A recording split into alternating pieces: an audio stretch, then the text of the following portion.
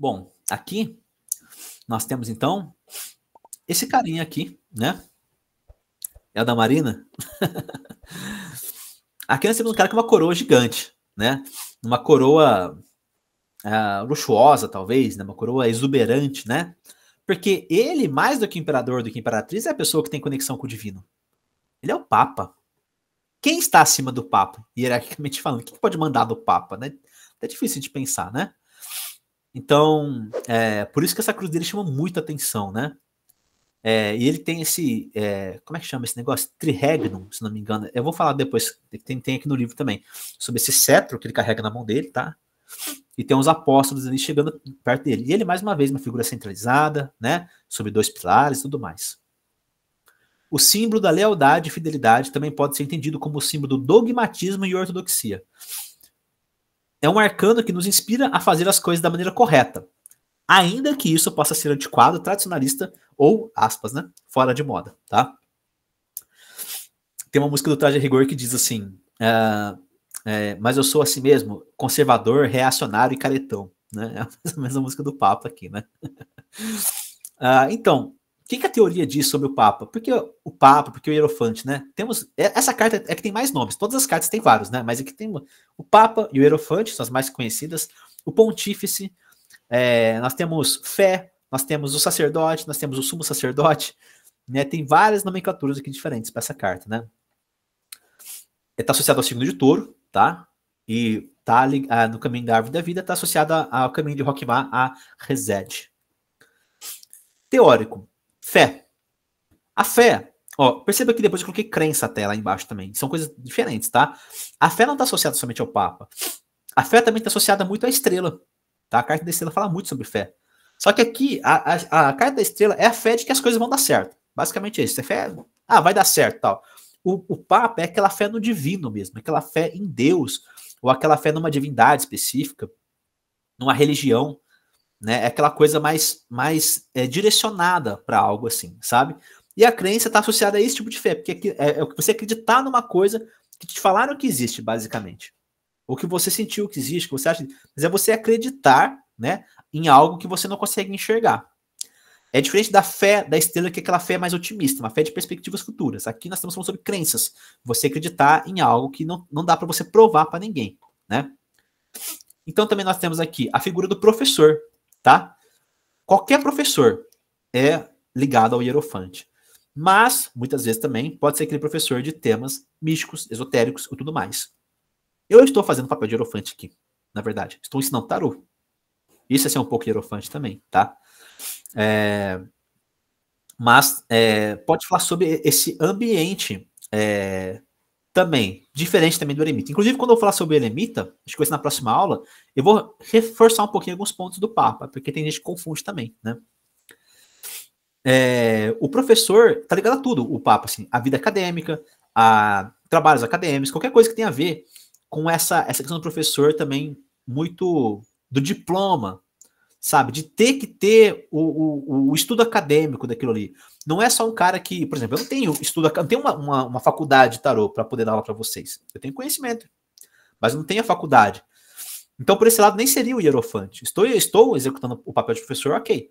Mas o hierofante é aquele cara tão ligado a questões burocráticas, legais, que ele precisa do papel assinado, que você tem um diploma de uma faculdade, né, com valor legal, aquele diploma. Entende a diferença? É isso, ele é a vida acadêmica. A vida acadêmica, para quem já fez faculdade, sabe como é que é chata. Chata assim, como é que é? Você precisa ter tudo certinho. O documento tal, o número tal, o diploma tal, o que tem. Cara, é uma chatice, assim. Eu me formei, mas, cara, nossa, eu não gosto, cara, não gosto. Eu, sinceramente, não gosto, tá? Então, nós temos também a figura do líder religioso, que, como eu falei, é dessas cartas que nós vimos agora, né? Imperatriz e Imperador, os dois com as coroas e tal, a ligação com o divino, né? Mas o Papa é o mais de todos eles, tá? Ele é aquele que mais se conecta com o divino. Então, ele é não só um líder religioso, como muitas vezes ele é tido também como aquela figura messiânica, né? Por exemplo, às vezes, quando o Papa sai como conselho para a pessoa, vamos supor, a pessoa é um tarólogo, você tem um tarólogo, e a pessoa fala assim, eu quero melhorar o meu trabalho como tarólogo, né? Você tira um conselho, sai o Papa. Sabe o que essa pessoa precisa? Messianismo. Ela precisa se expor como se ela fosse um grande salvador das outras pessoas ali, talvez. sabe? Trabalhar nessa imagem de que eu sei das coisas, eu tenho conhecimentos ocultos aqui que podem te ajudar e tudo mais. Enfim, tá? Então, esse ar de messianismo está associado sim ao Papa. Crença, já falei, tá? Fanatismo, e aqui entramos nas oitavas baixas do Papa. Acreditar é ótimo. Agora, ser fanático por aquilo é complicado. Porque o fanatismo... Por que é complicado, Renan? Fanatismo? Porque o fanatismo te cega para outras perspectivas. O fanatismo, por vezes, faz com que você age de maneira preconceituosa. O fanatismo pode fazer você julgar a religião do outro. Pode fazer você pegar, por exemplo, o conceito de Exu, por exemplo, da Umbanda, e dentro da sua religião não existe isso, então você fala que é demônio. Mas demônio nem existe na Umbanda. Por que você fala de demônio, assim, sabe? É uma coisa diferente, não tem como se encaixar a realidade deles na sua realidade. Mas o fanatismo faz isso, você começa a julgar, né, e tudo mais, você se fecha para outras possibilidades. Então, cuidado com os excessos de todas as cartas, tá? O Papa em excesso vai gerando isso daí, tá? Então, Marina, eu falei basicamente um pouquinho sobre isso no comecinho, né? Crença é você acreditar numa coisa que existe, acredita naquela divindade e ponto final, né? Fé vai um pouquinho mais além disso, tá? Não é só você acreditar naquela divindade, mas é você acreditar em tudo que está envolto as situações da sua vida que estejam correlacionadas a isso, tá? Então, pega um pouquinho do campo da estrela, que é você ter aquele visão otimista, só que ainda está um pouco distante daquele tipo de fé, sabe? Eu coloquei fé aqui porque não é somente a crença. A crença, sim, está muito associada ao Papa, mas não é somente a crença, tá? Ele vai um pouco além, ele quebra os portões da crença e traz isso para uma forma mais fluida de viver a vida. Ah, eu tenho fé que as coisas vão dar certo aqui, eu confio em Deus porque isso ele vai pôr a mão e esse projeto meu vai se realizar. Isso é fé.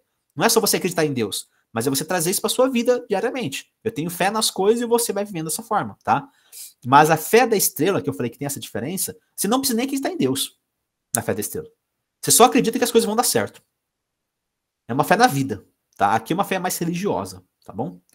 Crença é você acreditar que existe o Deus, ou acreditar que existe o Exu, acreditar que a sua religião está certa, você acredita naquele conceito, né? Aquele conceito que dá para você estudar sobre aquilo, e a fé é você trazer aquilo para sua vivência pessoal, tá? Tradição, então, não sei se ficou claro, tá? Qualquer coisa você pode ir perguntando aí.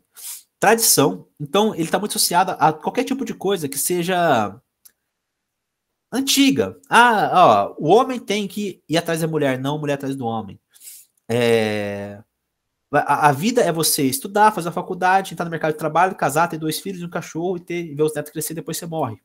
Então isso é uma tradição, você arrasta esses valores com você para a sua vida e o Papa, ele é esse cara tradicional. Então assim, quando sai sobre um aspecto de outra pessoa, estou conhecendo alguém, quero saber sobre essa pessoa, pum, sai o Papa, provavelmente é um cara muito associado a esses tipos de valores, tá? O casamento está associado ao Papa, tá? Muito tarólogo fala disso, porque o Papa é o momento que as coisas dão um salto além. Então é o momento que a regrinha do imperador se torna lei. Tá? Inclusive, eu devia ter colocado a palavra lei aqui, porque é muito isso. A regra do imperador, que ele criou dentro de casa, agora é lei. Agora você precisa obedecer.